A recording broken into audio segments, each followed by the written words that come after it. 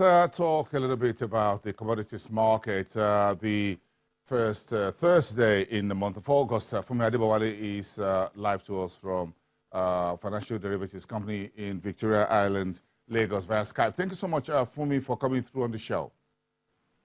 Thank you, Bosin. I'm sure you and the rest of your team took a listen to yesterday's U.S. Fed FOMC decisions on interest rate cut. Why is this part of the burning economic issues for this day? Yes, U.S. Fed cut interest rate by 25 basis points, and that was due to the fact that they need to support economic growth, to boost the economy. And this is a good development, even for Nigeria. For Nigeria, we expect this to, reduce the threat of capital outflows, and that will also help to build the reserves, which declined by about 0.4% in the last 2 weeks. So this is a good development that I think investors would be concerned about because it is positive for the Nigerian economy. Yes, but again, everyone expects this to happen. The Fed has done it. I'm sure this is a piece of news moving forward. Everyone is going back to the drawing board and trying to see how this. But talking about our local economic data, the July numbers are out from the Central Bank of Nigeria. What's your reading?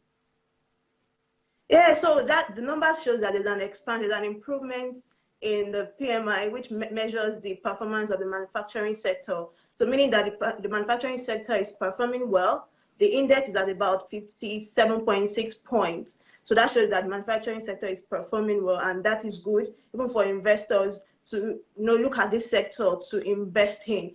And it shows out of the 14 indices that were tracked, 13 were positive. So this shows that for this expansion, for us to see this expansion in subsequent months, then there is need for investment in this sector, and for an economy to be industrialized. The manufacturing sector is key, and that is why we need to concentrate on this sector. Since we are seeing positive development, there is need for more investment to boost production and increase performance. And we also saw that the exchange rate was stable, relatively stable across all market segments. So this is also good for investors who can now plan. Since the currency is stable, you can plan ahead. This is also positive for us. However, the external reserves have declined by 0.4% in the last 2 weeks, and that could, reduce the CBN's ability to support the currency in subsequent months.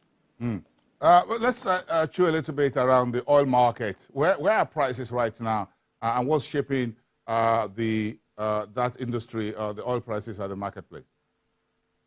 Yes, currently, I think all prices are trading between at about $65 per barrel. This is definitely above the budget benchmark of $60 per barrel. So this is good for revenues, and it's a good one. That was due to the fact that there was a report that U.S. inventories declined, and coupled with the fact that the U.S. cut rate by about 25 basis points. So this is good for government revenues in Nigeria at this present time.